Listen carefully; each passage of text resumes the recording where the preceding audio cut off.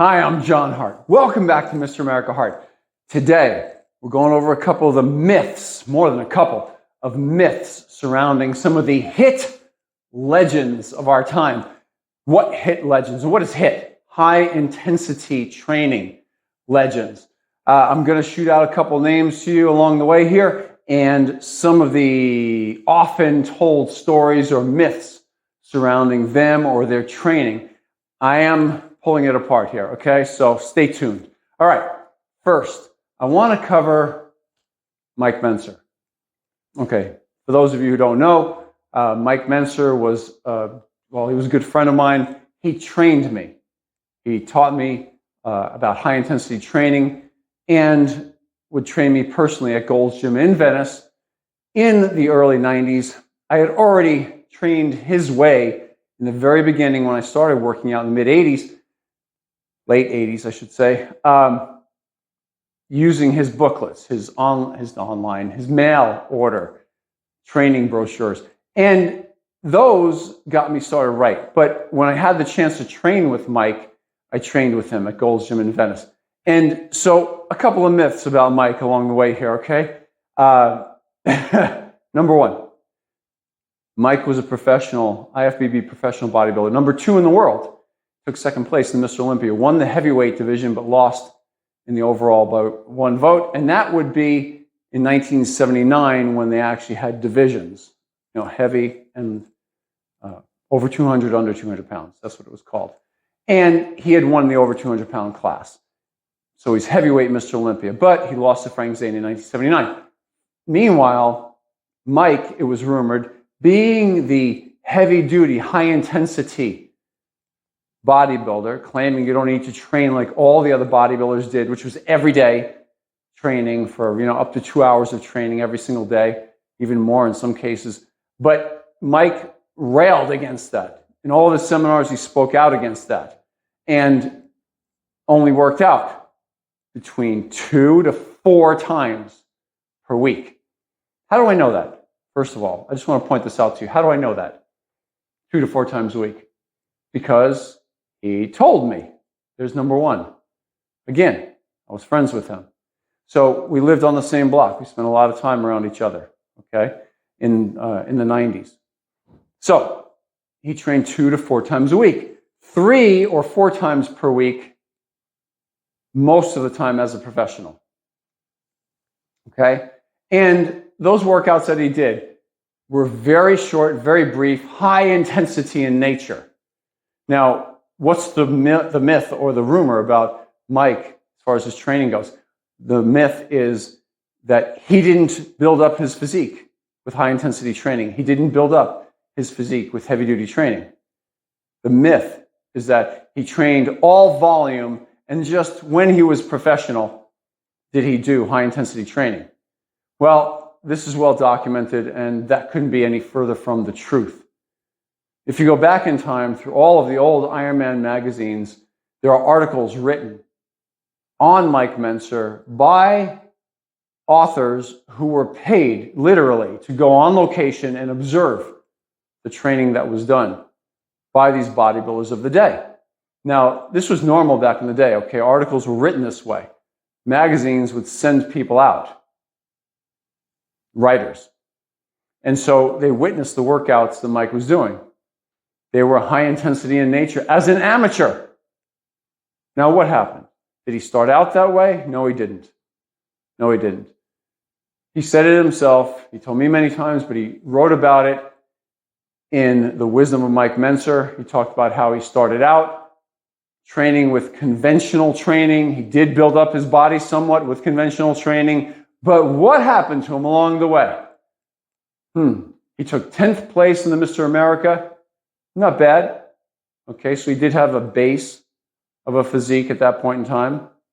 But he blew out his shoulder. Yes, he blew out his shoulder in 1971. Took 10th place in the Mr. America in 1970, and then blows out his shoulder. Training with high volume training. There's the bottom line.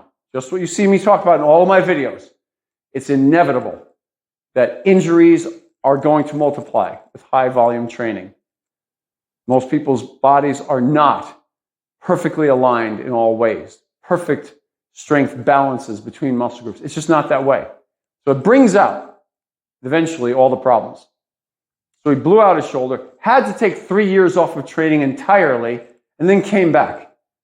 Training again in 73, 74 with high-intensity training. He was introduced to Arthur Jones, the creator of Nautilus machines, who was a big believer in high-intensity training, and so Mike would train his full body 3 times per week. That's it. Full body 3 times per week. Very fast workouts. It's called rush factor training, the way that Arthur Jones used to train everybody. Boom, boom, boom. Very little rest between each exercise. So, the myth. Did he build up his physique using high volume training? Some of it he did build. And then he lost it all, but then came back and reacquired. Now, we know that's easier than acquiring it for the first time. So I'll give you that. He reacquired his muscle mass that he had previously using strictly high-intensity training. 3 times per week he worked out. And then he surpassed all of his prior bests in 1974, 1975, and he won the Mr. America in 1976. He won the Mr. Universe in 1978, becoming a professional, all the while training with high-intensity training. Splitting his workouts from those full body 3 times a week to 4 workouts per week, split in half the body. So he would train half the body one day, the second half the second day, then take a couple days off, train the other first half and second half. All within 1 week, he would train each body part twice. Frequency 2 times per week. 4 total workouts per week. That's 4 in the gym and out. And by his count, he was in the gym and out of the gym in under 1 hour, more like 45 minutes. A lot of machines back in the day he used. He used a lot of Nautilus and some barbells. And then as a professional, his training evolved even further to where he couldn't withstand those type of workouts anymore because he could generate such great intensity. So those workouts were cut down even further to 3 times a week. But now it was an A, B, A in 1 week, and then a B, A, B workout in the second week. So you see, over the course of 2 weeks, he would train each body part 3 times per week, averaging 1.5 times per week. So, over time, he evolved to that. Where was the 2 times per week? His off season. His off season, he trained for mass. He'd work out two times per week. And by his own self-admission, he had trouble generating high-intensity levels in his off-season. So he really wasn't as into training as he was when an impending show was coming up. Okay? So there you go. That's one of the big myths about Mike Mentzer is, did he build up his professional physique on conventional training? No, he didn't. He was never even a Mr. America winner training that way.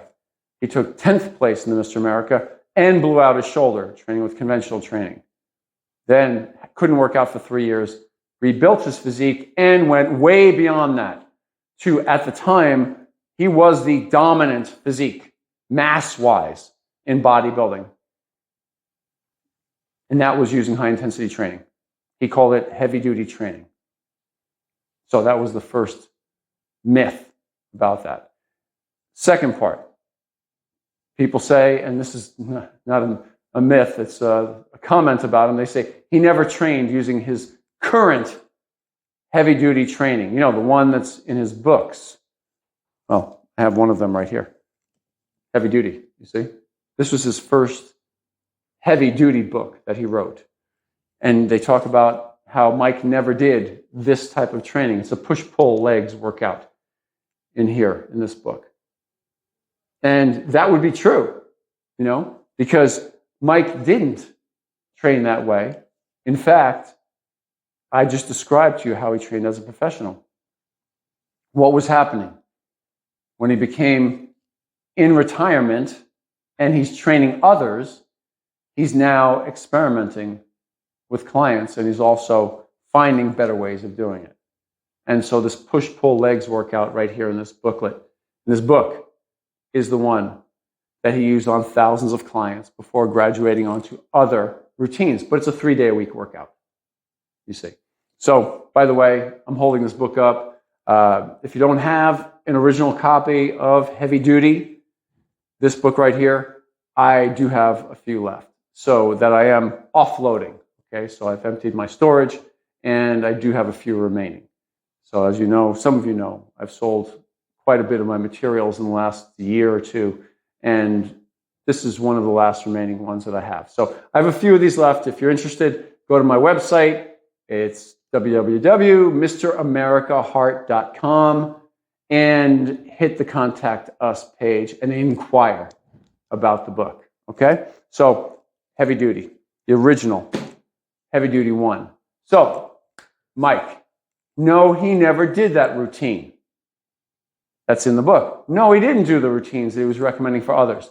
As a great teacher and a great trainer, he had others doing those routines because he found that they worked better. And keep in mind, at that point in time, he's training not only bodybuilders who were using anabolics, but he was also training a lot of naturals, okay? And the routines worked. They worked on both. But they became a little bit better for the naturals in a way because the naturals had trouble really recovering from the daily workouts, okay? Other comments, other rumors about Mike, myths about Mike. So that one's true, by the way. Mike didn't do those routines on himself. That one's true.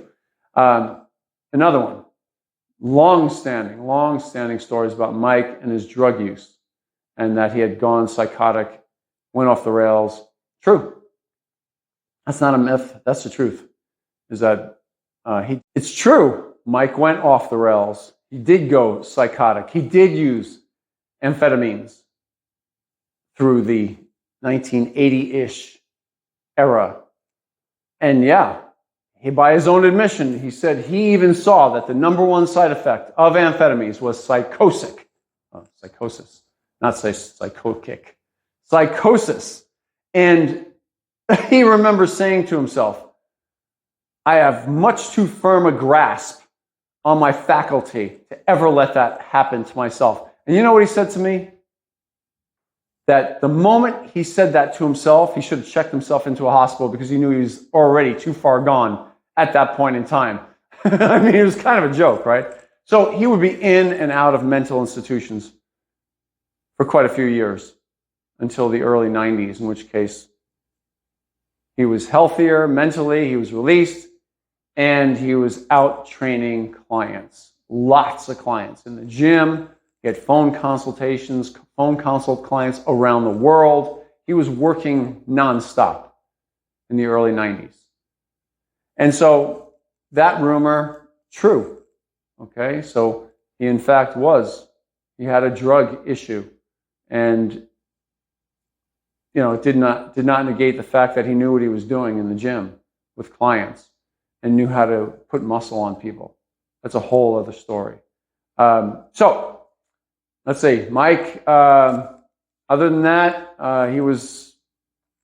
people say, there's little rumors here and there, that he was kind of weird and kooky and kind of dry sense of humor.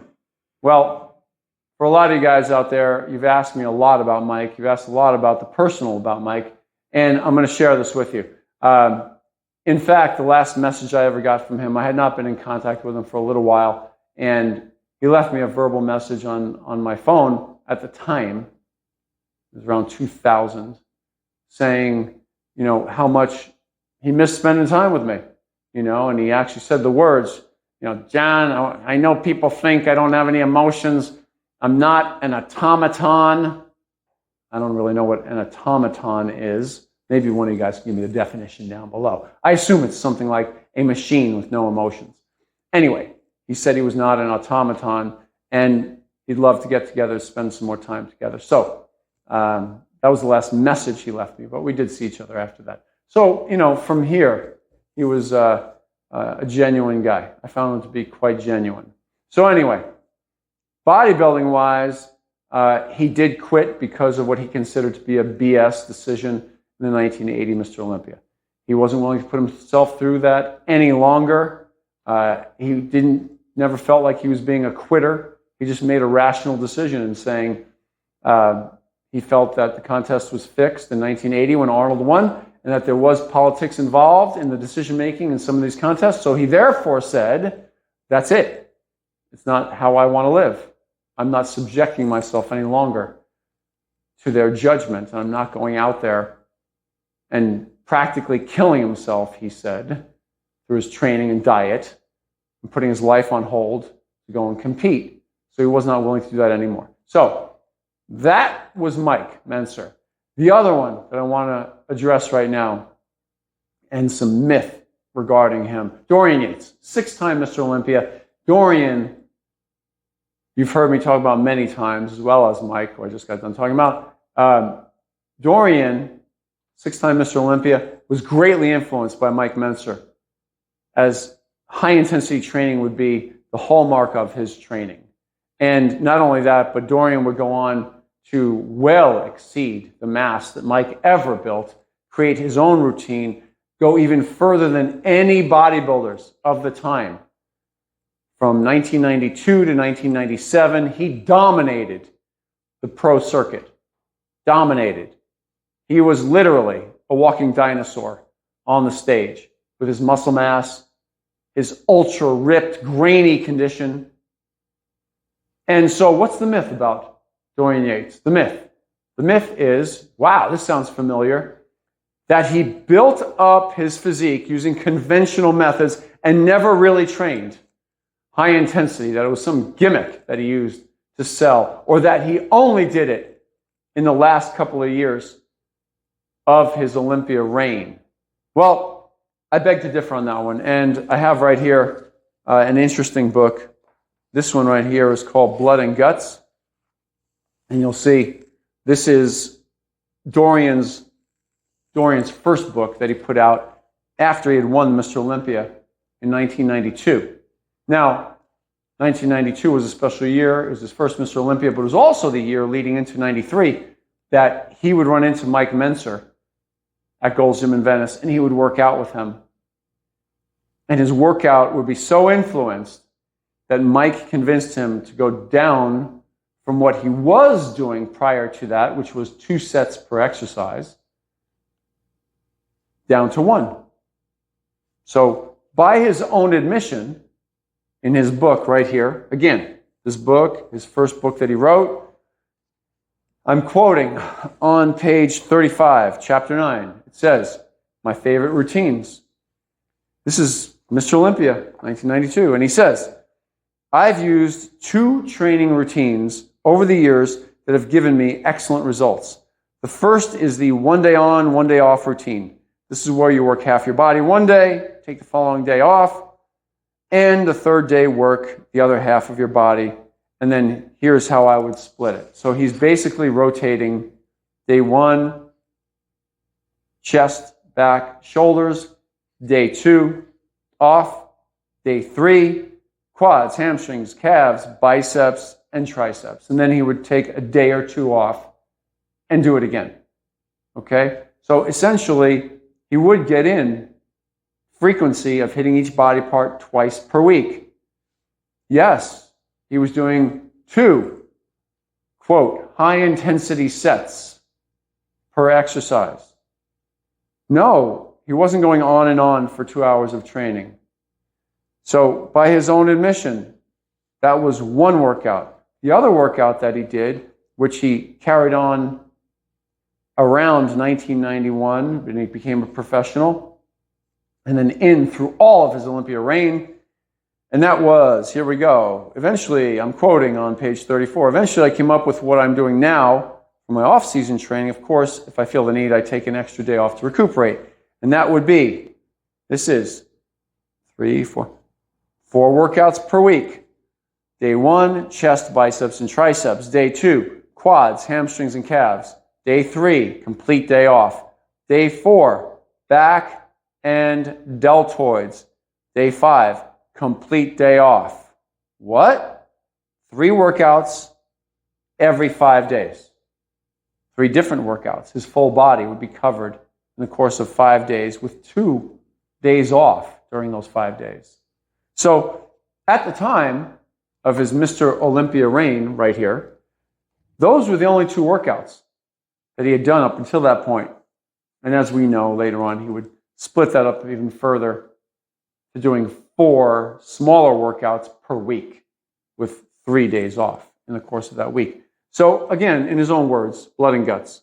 The myth is that he did high volume training and that he did not do high intensity training. The entire book talks about high intensity training and the techniques he used, from force reps to negative, all of them, okay?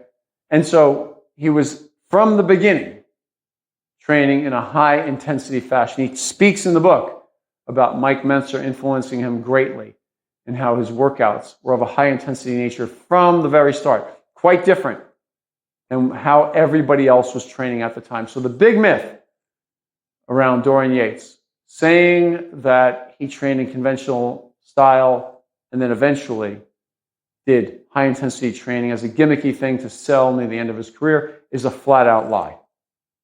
That's a lie.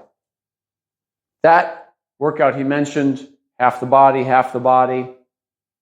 take a day off, half the body again, take 1 or 2 days off. That routine is not standard gym fare. That's not standard training at that time even.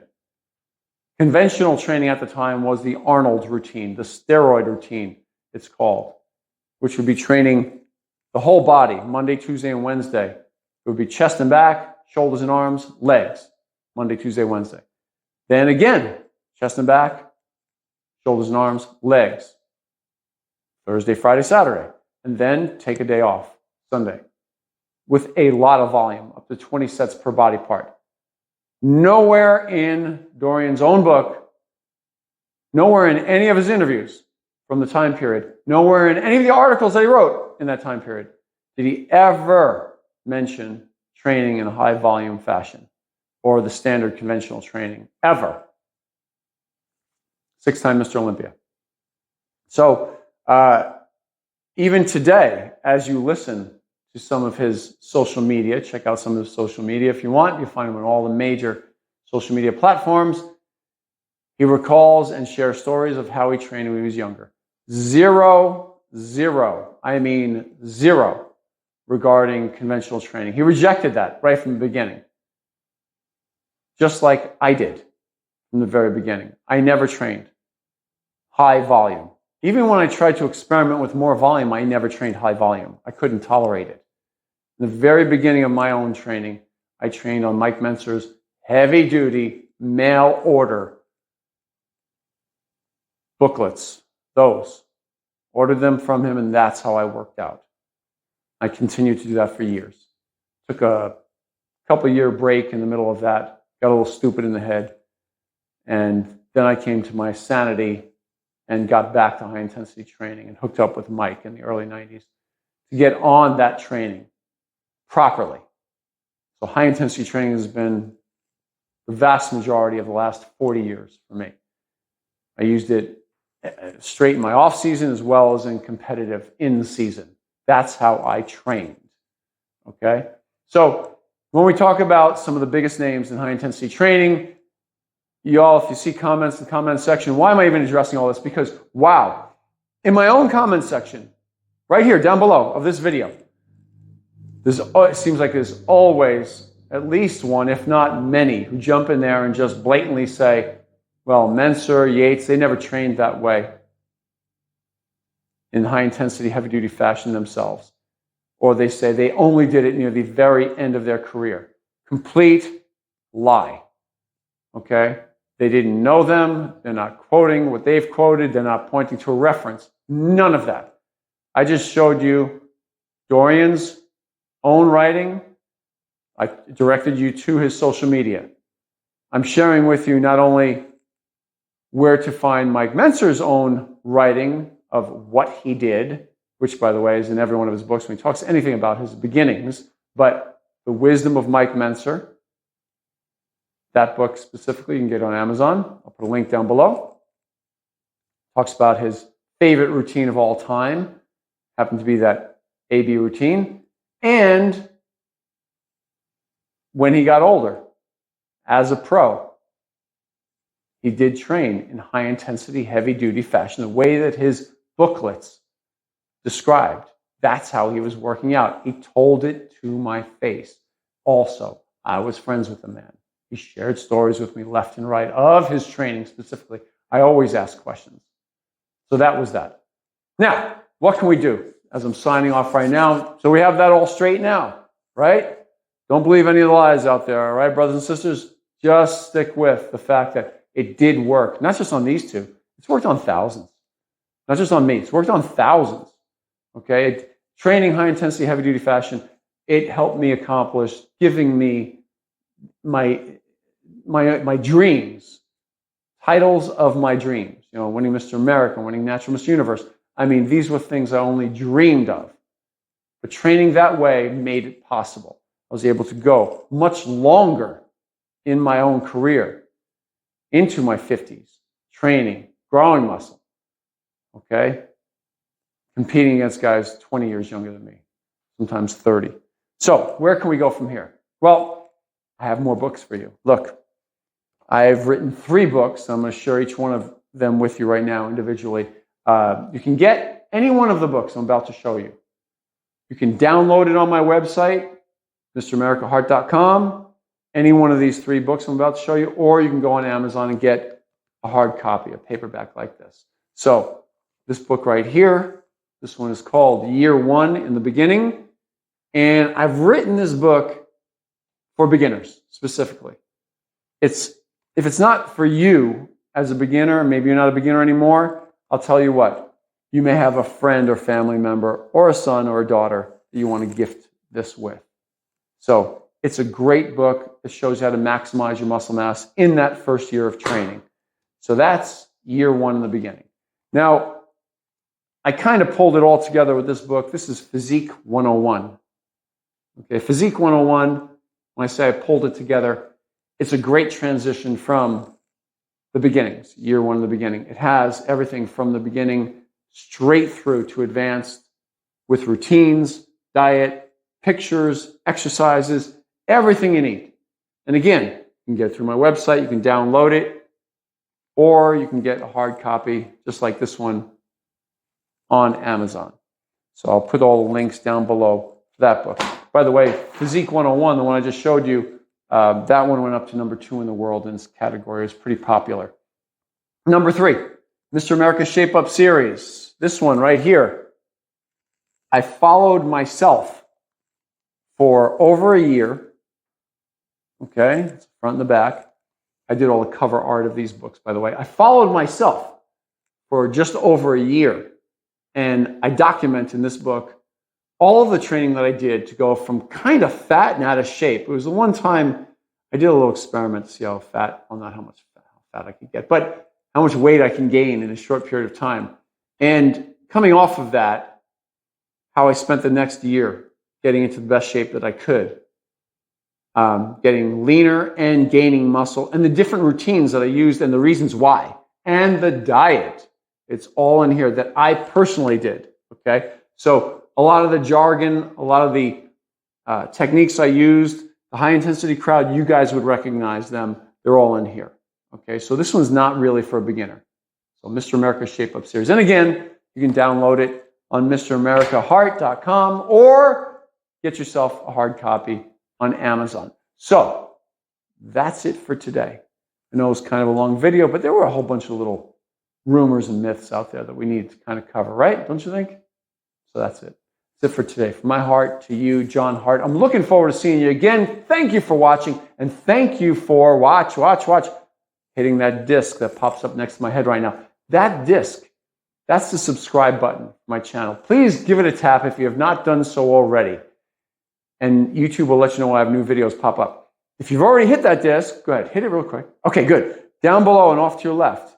Even if you've hit that disc, that down there is the thumbs up button. If you're liking the videos that I'm doing, the content I'm putting out, please Give that video a thumbs up and let the YouTube algorithm know how much you're liking the videos. YouTube loves it, and so do I. I'll see you soon.